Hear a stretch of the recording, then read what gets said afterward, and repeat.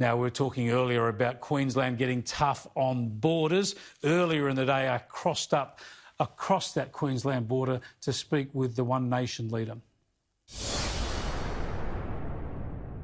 Pauline Hanson, thanks for joining us again. Has Annastacia Palaszczuk done the right thing in closing off Queensland to the people of Sydney again?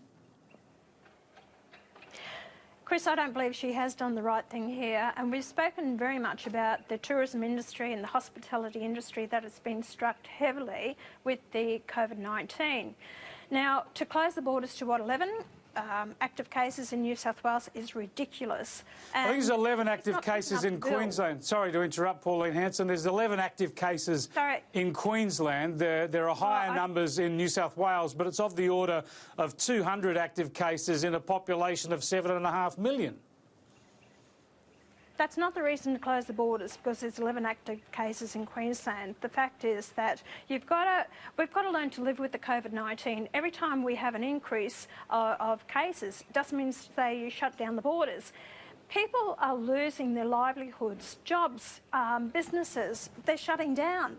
The fact is that she doesn't have to pick up the pieces with JobKeeper and JobSeeker. That's the federal government that's trying to keep the economy going. What she's done is run the state into a $100 billion debt. Now, I pity Queenslanders and myself if she actually wins the next state election. But, you know, I just think she's handling this poorly for the future of the state. Yeah, the repercussions are going to play out in the medium to long term, but you can't help but think that the focus in Queensland in particular is going to be on that state election. It's not that far away, but the decisions could be, the consequences could play out much later. Chris, the people are actually saying, yeah, she's doing a great job in handling the state on the COVID-19, yet it's okay to say shut down the borders. A lot of these people are on, you know, welfare payments from the federal government. But when it comes to the point of, are they going to have jobs to go back to? Are people going to lose their businesses, their livelihoods, their homes? The banks start, you know, repossessions. What's going to happen then? Is she going to take the blame for it?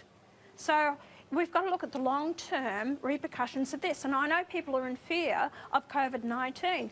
We haven't got a vaccine for it. It won't be for a long time. So we actually have to start learning to live with this and tell those vulnerable, those sick, you go into isolation.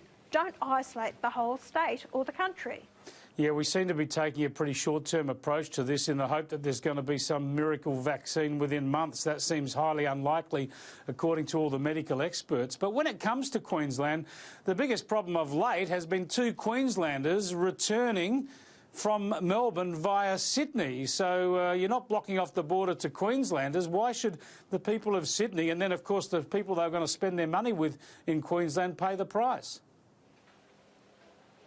That's exactly right, and these 2 young women that actually returned took no consideration, and actually after that one felt sick and she went to the doctor, she was tested, but she still went out in public and didn't wait for the test results to come back, so she was still out in public. So there was no consideration on their parts. Now, what do you think of the situation in Victoria? Is that the sort of level of infection that we're going to eventually see across the country, or do you think that Victoria can get on top of it and contain it within that state?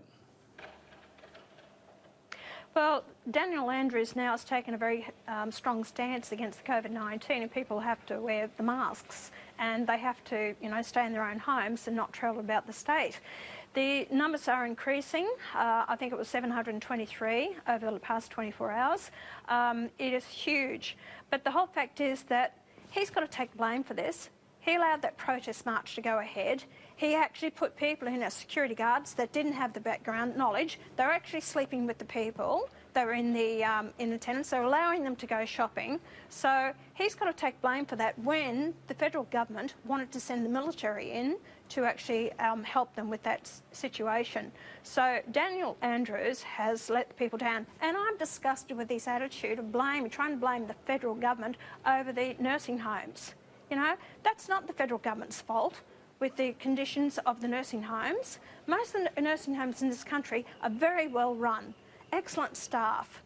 So I think that that was poor wording on his behalf and scaremongering there, as far as I'm concerned, with families and those in nursing homes who are in these places. But as you were saying earlier, we do have to learn to live with this virus. It is going to be around for a long while to come.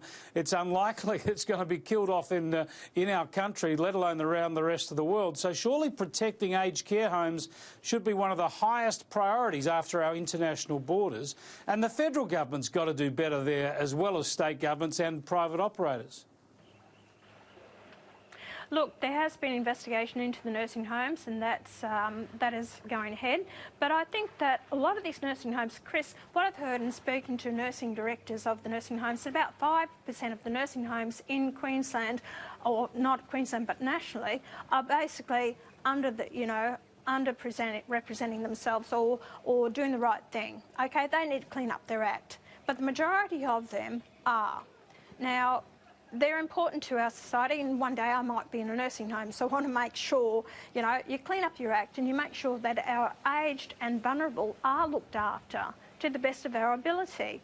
But like I'm saying, I just didn't like the way Daniel Andrews made a swipe about it, and his own mother wouldn't want her in a nursing home. A lot of people, and my parents were in a nursing home. They were well looked after, and they were in there for 10 years, my father. So, I won't accept this, that nursing homes should be on all the same. Yeah, they are a high priority, though. It's a matter of life and death in nursing homes now. We've just got to find the ways to keep the virus out of aged care homes from here on in. Let's hope we learn the lessons of Victoria. Thanks so much for joining us, Pauline. Thanks, Chris.